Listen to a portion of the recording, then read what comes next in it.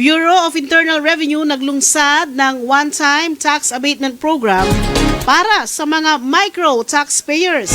Inanunsyo ng BIR ang pagpapatupad ng one-time tax abatement program. Isa itong hakbang na layuning tulungan ang mga kwalipikadong maliliit na nagbabayad ng buwis at maisaayos ang kanilang tax records at marisolba ang mga dati na nilang obligasyon sa ahensya. Magsisimula ang availment period sa July 7, 2026 at tatagal hanggang December 31, 2026.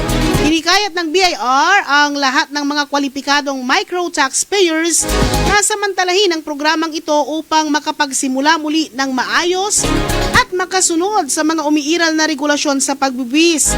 Samantala, sa Pangasinan, sinabi ng BIR Revenue District Officer na si Revenue District Officer Aldrin Camba sa Urdaneta City na naghahanda na ang kanilang tanggapan para sa malawakang information at assistance campaign kaugnay ng programa.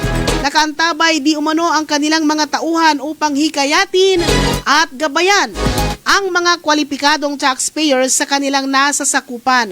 Target ng BIR Urdaneta na maipaabot sa mas maraming micro taxpayers ang benepisyo ng programa upang mabigyan sila ng pagkakataong maituwid ang kanilang tax compliance status at maiwasan ang mas mabigat na pananagutan sa hinaharap. Narito ang panayam kay RDO Aldrin Camba ng Urdaneta City. Naglabas sila ng Revenue Regulation 4-2026, okay? To abatement of penalties for those micro business taxpayers. Okay, so ano ba yung mga micro business taxpayers? Ito yung mga taxpayers natin na yung kanilang gross sales or receipts is not more than 3 million. So 3 million and below yung kanilang gross revenue or gross receipts for 1 year. Okay, so sila yung qualified na mag-avail for this abatement of penalties or yung tinatawag natin na amnesty for micro business taxpayers. Isa yung mga stop filer cases na sinasabi natin. So, paano ba nagkakaroon ng stop filer cases?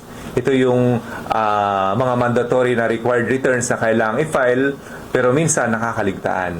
So, nakikreate yung ating open case or stop filer case. So, isa ito sa mga pwedeng i-avail for the abatement. And not only that, kung mayroong mga investigation.